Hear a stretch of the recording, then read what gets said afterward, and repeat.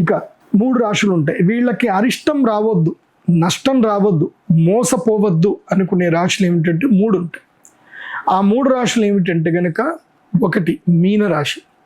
మీనరాశి వారికి ఏలినాటి శని ప్రభావం ఉంది.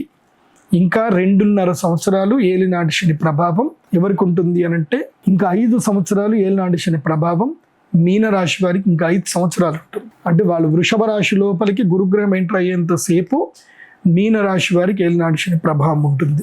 ఇక మేషరాశి వారు కూడా తప్పకుండా యాగం చేయించుకోవాలి. ఎందుకోసమంటే వీళ్ళకి ఏ గ్రహము అనుగ్రహం లేదు. ఈ సంవత్సరము 11th పొజిషన్కి వెళ్ళిపోయారు, కిందికి వెళ్ళిపోయారు. కాబట్టి మేషరాశి వారికి ఏలినాటి శని ప్రారంభమయ్యింది. కాబట్టి ఏలినాటి శని ప్రారంభమవుతే చాలా సమస్యలు తీసుకొస్తాడు. కాబట్టి వీరు కూడా యాగం చేయించుకుంటే మంచిది.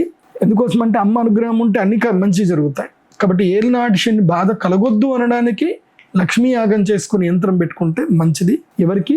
మీనరాశి, మేషరాశి.